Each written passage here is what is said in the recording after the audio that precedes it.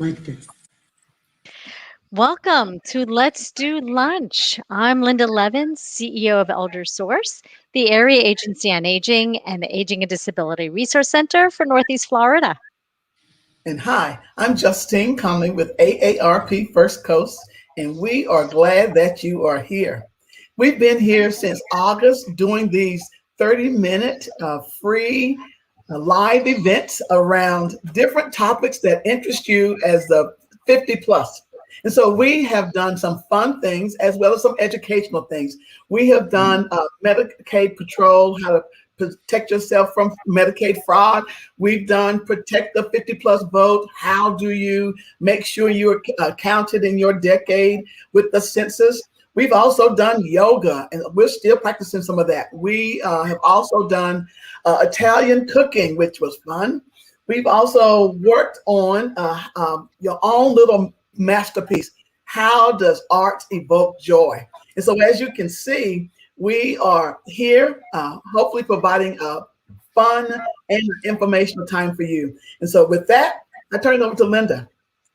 Thank you, Justine. And I want to remind everybody that you could check out the previous programs we've done by going to the AARP or the ElderSource Facebook pages and YouTube. So please feel free to go back to those. And I have to tell you, Justine, I don't know about you, but I still make pizza that we learned how to make from the cooking class. And I still do the stretching that we learned in our chair yoga class. This morning. Right? It's great. And then I even started doing watercolor painting that Hope from Yellow House showed us. And I make cards that I send to people. So we're sharing we're sharing a whole bunch of things with people that are great for you to do during this time. So I hope you're also taking advantage. And today is another great opportunity. Today, we're going to talk about a very interesting topic, the use of robotic pets with people living with dementia or Alzheimer's disease. And we want to welcome Alexandra Hansley from the Department of Elder Affairs. She is the director of Livable Florida. Welcome. Thank you. Thank you so much, Linda. And thank you, Christine. It's a pleasure being here. Thank you for having me. Thank you. So Florida, we know, is working towards becoming an age-friendly state, right? And so how did the robotic pets, that program, get started in Florida? Great question. That is an easy one. So our secretary here at the Department of Elder Affairs is Secretary Richard Prudhomme. And before the pandemic, we would all travel throughout the state, go to counties, go to a lot of the different counties in Florida, and of course, attend a lot of the conferences. So these animatronic or robotic pets were featured during one of these conferences. Being the visionary that Secretary Prudhomme is, of course, he went up and asked several hundred, maybe, questions regarding the pets and the program and the founder and how it started. And so he just kind of filed that away. And then fast forward to, unfortunately, March 2020, when the pandemic hit and our world changed very quickly. Our secretary thought, what is something we could do immediately for our citizens of Florida, especially our vulnerable older population? And that's how this program and this partnership came to be. Wonderful. So one of the things that we are looking at with AARP, with ElderSource, is this pandemic time that a lot of folks are talking about being lonely. And so tell us how will this program fit into that, or how will it help that person who is dealing with loneliness or isolation or any of those kinds of things? Absolutely. So what I think these robotic pets really do, they fill a void. So they're filling a void for those that are socially isolated from their family, from their friends, whether they're in a long-term care facility or whether they are at home by themselves, just really those vulnerable folks. It's helping to fill a void. I mean, no one wants to be alone, regardless of your age, regardless of your circumstance. The one thing about this pandemic, it's affected us across every socioeconomic spectrum. So whether, whether you're in a facility or you're at home by yourself, it really helps fill that void of loneliness. So, Alexandra, would you say that someone with dementia in particular, that person is the ideal candidate for this pet to provide them with some love and companionship, right? The person with dementia is probably the ideal candidate for this? Yes, yes. Anyone with Alzheimer's disease or related dementia or a cognitive impairment. Yes. Great. And about how many have you given out so far? Do you know? Actually, I do.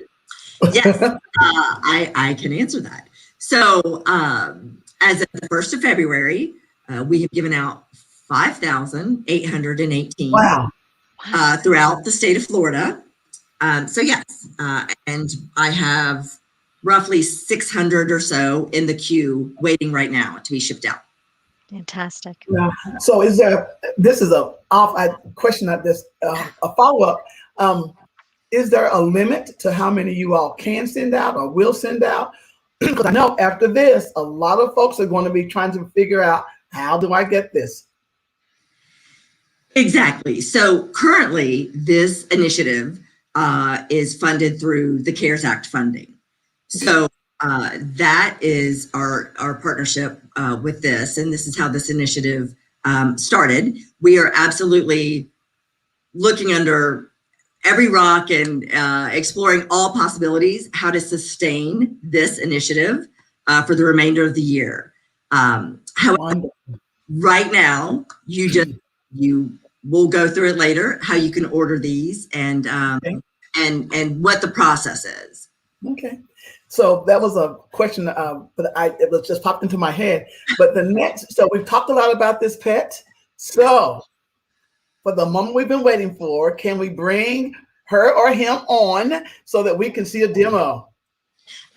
Absolutely. I'm so glad you asked that. So we have, our robotic pet program, we have cats and dogs, because I am not going to side with whether the cat people and the dog people. I'm going to stay out of that. So I have today a pup, and I've named him George. So this is George.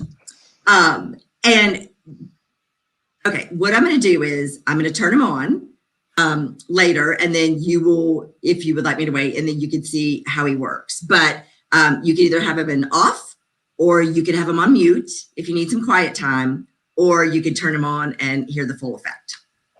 So this is George. Let's see it. Let's see Okay. it go. Yeah. Let's see George operate. Okay, so you just reach under his little belly. It's a little piece of Velcro. It's very easy.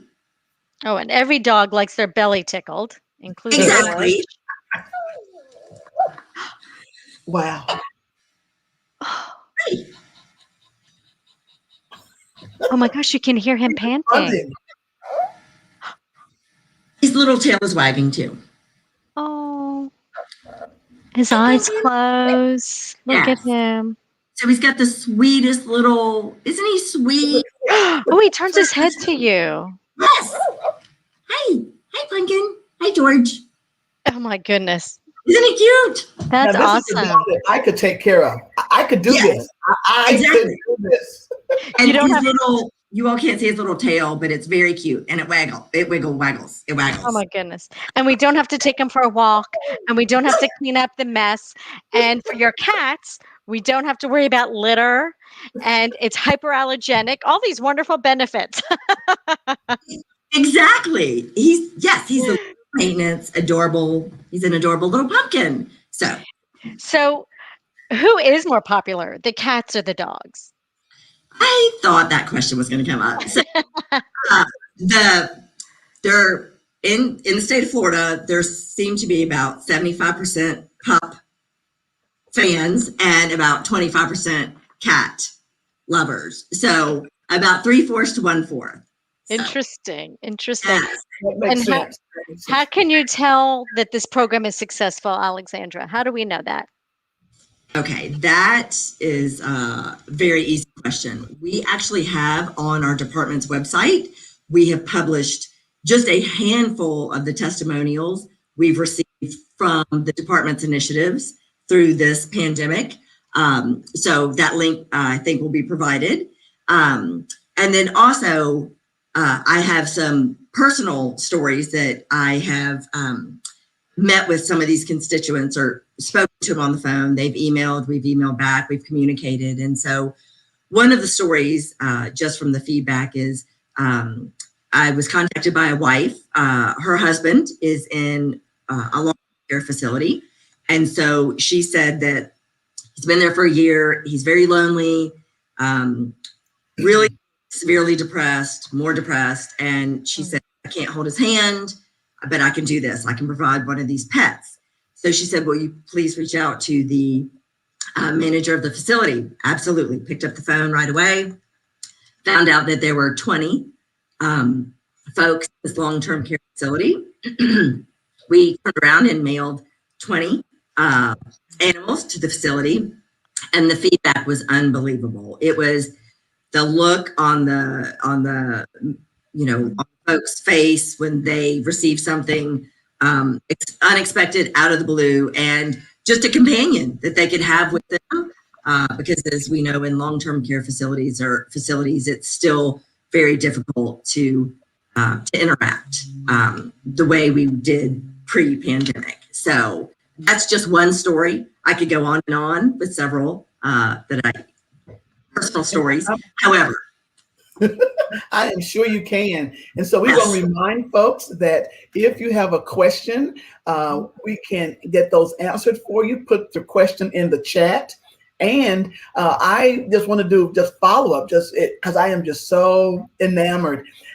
One of the things I know, they've done research and find that a pet offers a great companion for people who are lonely, who are depressed, who are not responding. And so what better time than the pandemic than to be able to have a robotic pet as an option. So are these free? Yes, they are. It's the department pays for these with the vendor. The Ageless Innovations. So we pay our vendor, and they're free to the vulnerable and the folks in Florida currently that need them. Yes. Do you have any kind of criterion that folks have to fill out or whatever in order to qualify or be able to get a pet? It is a very simple form. We do not ask a lot of complex or a lot of personal information. A lot of that is not required. It is a basic form with your name, your address, which you prefer, a cat or a dog. And what we do on the back end, of course, we vet that address accordingly. If it's a facility, we'll reach out to the facility manager. So we will have some conversations. However, there's no specific, you do not have to be a specific age or specifically it's not very regimented. It's really for the whole population. So we try and just meet those needs. That's great. And where can they get that form to fill that out, Alexandra? Okay, perfect. That is on our Department of Elder Affairs website. So if you go on the site, it will take you to our homepage, and we can also provide that link, I believe. So on the homepage, if you scroll down, I think it's the third picture, and it says Robotic Pet Program. You click on the Robotic Pet Program, and it will take you immediately to the form. You fill it out and hit submit. That's great. Wonderful. I think too, and I'm sure for folks who may be viewing this from anywhere in Florida, they can also call their area agency on aging, their aging and disability resource center helplines, who will also connect them to that resource and help them get the pet as well. Oh, absolutely. Yes. Mm-hmm. Great point. Yeah, that's great. Go ahead, Justine. So when you think about, we love hearing stories, and you just told us one. Do you have another one that comes to mind of someone who has been greatly impacted by the animatronic pet? Yes, absolutely. I spoke with this gentleman, actually reached out to the Alzheimer's Association. He called the hotline there. They actually they emailed me and referred him to me. So I picked up the phone and called the gentleman. He was extremely articulate, was very distraught. He was a gentleman in Ocala. His wife is in a facility, and he broke down in tears with me. So it gave me chills. I cannot stand to see anybody cry, but if it's your parent or, someone that you look up to, someone older than you. And so here this gentleman is in tears on the phone. And he said, I cannot hold my wife's hand. I cannot visit her. I cannot do anything. I want to provide a cat for her. So every time she hugs that cat, she knows I'm right there with her. Wow. And so we expedited that. And he's one of my best friends. And he said, I never knew you could get so much resolution from a phone call. And I was like, yes, absolutely. But I will never forget his voice, and I won't say his name, but that was a personal phone call that I had with this gentleman in Ocala. Wow. We do have a question from a viewer Yes. who is a Florida resident, Yes. but her dad lives in Arizona. Are we able to send one of the pets to her dad? Or how can she get one? Right. What we could do is we ship to a Florida address. So I could ship it to a Florida resident, and then maybe they could take it from there, or they can always call me, email me, talk to me, and we will decipher how to do that. I have had some of those requests for some veterans that were also not in the state. So it really depends on the circumstance.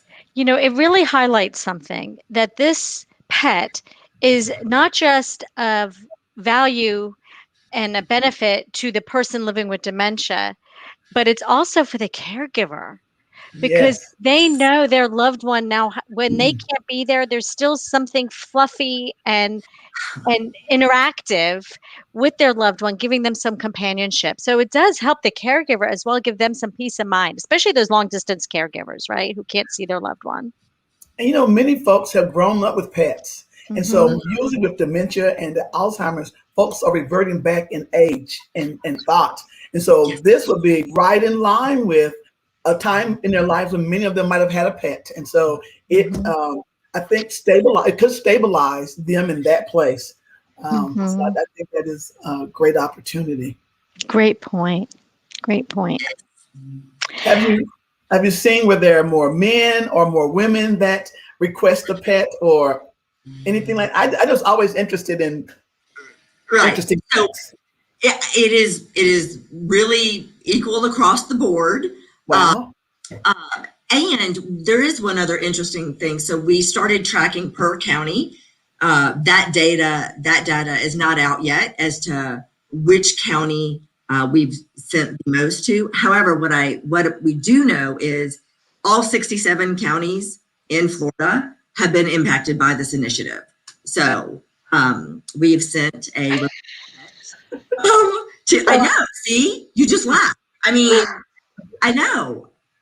I have an idea. My mind is always going. I would love to do a Zoom presentation for caregivers or folks so that they can know how to access it and that it is available. And here's another off-the-cuff thought. Tell me one more thing that folks don't know that the Department of Elder Affairs does that they haven't even accessed or don't even know. And you probably didn't prepare for that question, but. Oh my gosh. We offer several initiatives. So another initiative that came out of truly this pandemic, what can we do to help? So there is a gentleman named Paul, who started this company called K9 Scent Evidence Kits. Yes. Yes. So some of us are familiar with these kits. So a lot of folks with Alzheimer's disease or related dementia, cognitive impairment, sometimes have the tendency to wander. And so if you have a family member that wanders and the first thing you do is call 911, you're so distraught and you have to answer all these questions, and they'll ask you for pictures and what can you do. So we actually, through our partnership with Paul and Canine Scent Evidence Kits, we've given out roughly 3,000. We have another 2,000 that are available. Again, you can order them for free online. Same thing, you fill out that very simple form. But essentially, a scent evidence kit is you take the scent of your loved ones. They say under the arm is the easiest, is the right place to do it. You place it in a jar. That scent is preserved for 10 years. Wow. The new kits also come with a thumb drive as well as a paper form. So if you have a thumb drive, you can update your loved one's information. You put their medicine, you put their latest pictures, you put the names they like to be called, their favorite places, all of their friends, all of their doctors. So when you call 911 and a first responder shows up, you literally hand them this scent kit. It's a box about this big. Okay. And here you go. And the number of stories and the amount of people that are being found much more quickly is unbelievable. Again, it'll be on that same testimonials. Okay. That I referenced earlier. I went off script, but I just think it was a great idea. We have questions. Linda has another question. So actually, the woman who we mentioned before about having someone living outside the state was just so appreciative. Her father is 97 years old and is a World War II veteran and in a long-term care facility. So like I said, the peace of mind it gives her to know that he's got the companionship. It benefits both of them. It's so great. Thank you.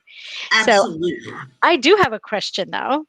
Sure. And that have you had any requests for other pets?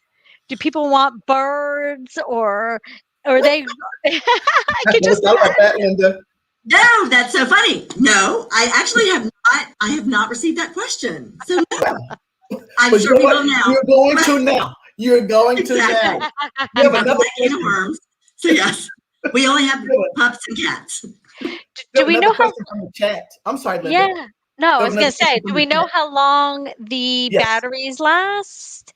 And can a long-term care facility order a bunch of them at one time? Like you gave 20 to that one facility. Right. So great questions. Regarding the battery, I am not sure. What kind of battery? What size battery is it? Do you know? I can find out. Tickle his tummy. While I'm addressing your other question. Yes. Okay, so I'm not sure. We'll find out later. Okay. I never opened his little battery pack. He might turn off on live TV. So with the facilities and the if we receive a large order, we really try to get them to the individuals and those most. Okay. So what I will do is pick up the phone and call that facility manager and just have a conversation and say, what are your needs? How can we help? And address it from there, just like I did with the 20. So yes, we have mailed 100, we have mailed 20. That's the exception to the rule, but we do have conversations before we just ship in large bulk. Okay, great. Great. So if you have any more questions from the audience, that would be great. So I also have a question in the chat said, can we also contact you for the scent kits? Absolutely. That same link that I provided to our website that will take you to the robotic pets. There's also the same picture of a scent kit. You click on the picture, it takes you to that same simple form. And absolutely, we have around 2,000 available to be shipped out. So yes, please, by all means. I'm doing it right now, currently in the process for all of our children and our family. 14-year-olds, there was a story about 14-year-olds. And they found teenagers, so apparently pretty distraught during this time as well. And they found the 14-year-old within 24 hours because they used the scent kit on the 14-year-old. So really, we're learning all kinds of great tools. That's what this Let's Do Lunch 30 minutes is about giving you good information. And so today, we didn't give you just one idea, we gave you two. And that was so you got to come back and you got to keep coming back. And so, do you have any more questions? I think those are all the questions, but we are grateful and thank you so much for being here. And I've learned a lot, and I'm looking for how can we do a show and tell to some groups that might not know about it. I'm serious right. because I think people might not know about it in some of the different places, but they could benefit from it. And having a group pet. Have you had any group pets? I know. Really, the possibilities are endless. So, and once people are familiar, and as we know, Linda and Justine, one of the most difficult things is the education and awareness piece. How to word out that these resources are available. So, absolutely. We thank you, Alexandra, for being here and bringing George. We have enjoyed it, and we thank you. And let's do this again next month for Let's Do Lunch. We'll be here on March 18th at 12:30. Come and let's do lunch. Thank you. Thank you. And remember, until then, you can go check this out and our other programs out that we've already had on AARP's and ElderSource's Facebook pages and our YouTube channels. And we look forward to seeing you next month. And Alexandra, thank you again. And bye, Thank you George. so much. Thank you. Thank you. My pleasure.